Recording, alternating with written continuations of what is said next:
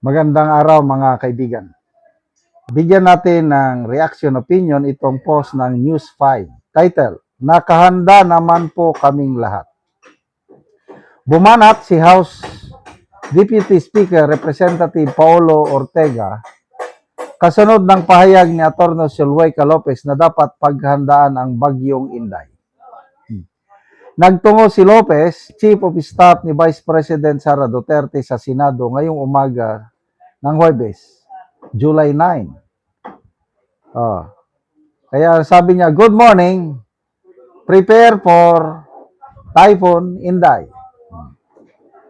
Kaya rumesbak itong si Ortega, sabi niya, nakahanda naman po kaming lahat. Sabi niya, maghanda rin sila. Sabi ni Ortega, usually, pag bagyo, wala sila eh. Oy, I disagree. Ang isa sa mga pinakaunang tumutugon sa kalamidad, walang iba kundi ang Office of the Vice President. Kakaunti pa ang pondo niya na. Then, walang dala-dalang media.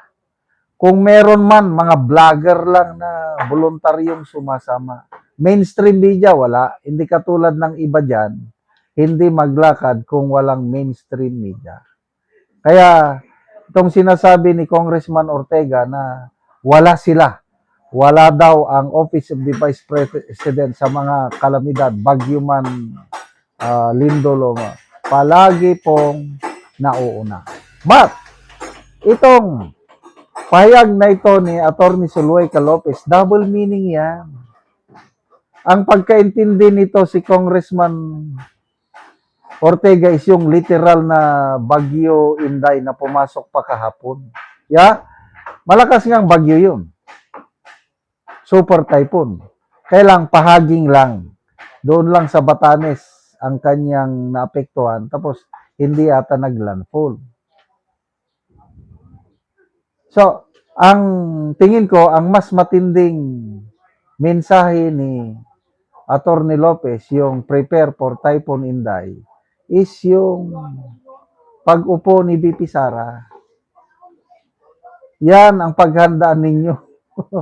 Sobra pa yan sa bagyo, parang bagyo Yolanda yan. Super typhoon talaga yan. Pag umupo siya. Kaya, dapat pakinggan ninyo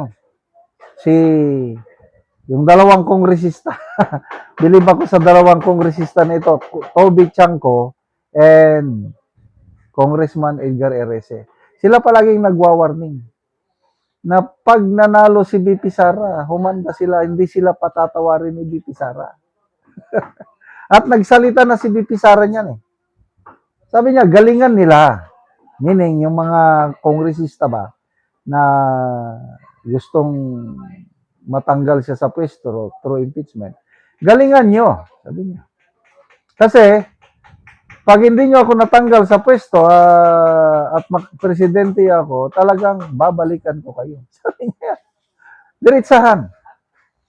Kung mapatunayan ninyo na may unexplained wealth ako, kusa akong magre-resign. Tingnan nyo. Anong nangyari yung BIR box? Nandun ang mga tax records ni BP Sara. Gustong pa-open doon sa Committee on Justice. Ay wala. Hindi nagtagumpay kasi takot sila eh. Winarningan sila ng BIR Commissioner na bawal ito sa batas. Bahala kayo. Sinomon nyo ako, may subpoy na kayo sa akin, pumunta ako dito, ito yung tax records. Silyado. Warning, bawal yan sa batas. Pinagbotohan nila, natakot ang mga kongresista. Kaya hindi nila inopen. Nung pre-trial, pre-trial sa Senado na, gustong ipa-open ni Loistro, wala na naman. Hindi na naman sila nagtagumpay. Ngayon, nasa na yung BIR box? Binalik na sa BIR. Sabi, anong gagawin namin yan? Sabi ni Senator Lacson, ibalik niyo yan. And we are not, hindi kami ang custodian yan. BIR yan. Unexplained wealth. Granting. Pagdating sa trial at ang pag-usapan yung articles tungkol sa unexplained wealth, mapa-open yun. O, sige, pumayag ang impeachment court. Will it be enough na yung tax records ni BP Sara will it be enough para mapatunayan na mayroon siyang ill-gotten wealth? Paliwanag ni Attorney Edward Chico, it's not enough. Ang dapat nilang ipakita, yung mga ari-arian ba na nandyan at mga pruweba na may mga amount sa pagbili ng mga properties na hindi maipaliwanag at sobrang lumubo. Pinag-initan nila ang wealth ni BP Sara sa sali niya, 88 million lang. Ay, sina Romualdez, sina Pangulong Marcos, Ombudsman, Lacson. Ang lalaki yung mga kayamanan nila. Tapos si BP Sara lang ang pati confidential funds. Kaya makikita mo, selective justice talaga itong ginagawa nila. Again, maalala ko si Congressman Edgar Erese, sabi niya, the impeachment is a grand design of Marcos Jr. administration to get rid of BP Sara, matanggal nila sa BP Sara dahil takot na takot sila na mananalo si BP Sara sa 2020. And I agree. Sa ngayon, wala pang malakas na kandidato na pwedeng tatalo kay BP Sara. Kaya, pag matapos itong impeachment na ito at ma-acquit siya, anong next step nila? Yun na, charter change. Bantayan natin yan. Gusto nila ma-extend ang term para wala ng election sa 2028 kasi hindi nila kayang talunin sa isang patas na eleksyon si BP Inday Sara. Salamat mga kaibigan sa inyong pagsubaybay sa channel na ito. Nakakatulong kayo ng malaki sa tribong talanding ng Bukidnon dahil ang income natin sa channel na ito is pantulong sa tribo. Namimigay tayo ng libreng yero at pako para makapagpatayo sila ng mas maayos na tirahan. Panoorin niyo ang video na ito. Yan ang balay ni Soles Andayan nga taga Barangay Tikalaan Purok 3 San Alahay, Talakag, Bukidnon. Una ni ang kadako sa mga buslot. Og mo na ni ang gihatag nga ayero nga napulo ka digis.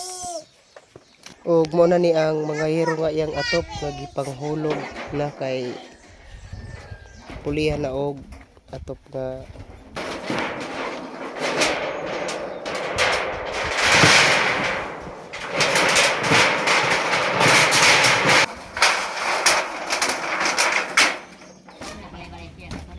Marco.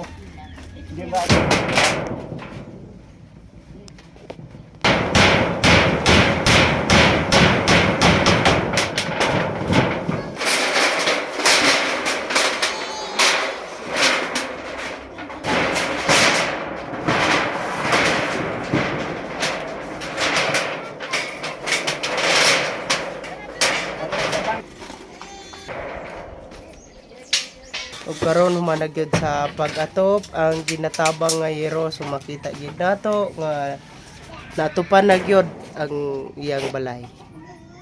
Salamat sa Ginoo kining akong balay na atupang nagyud sa 20 ka tuig. Dakong kong pasalamat sa mga vlogger na nagtabang sila sa amo. So kanang imong mga atop di anti nga uban gipangpalid na. Valid na gyud sa hangin tungod sa wala na ipalit og bansang. So unsa na di ang inyong trabaho? Kuan magmaisan lang pila ra sad ka gantang mga ido ka gantang. Mag-uuma. Mag-uuma.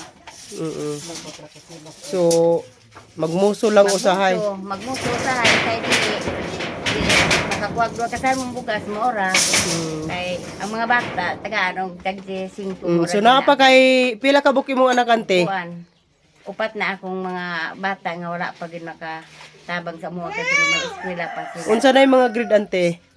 Grade 4 o grade 5 o preschool o daycare.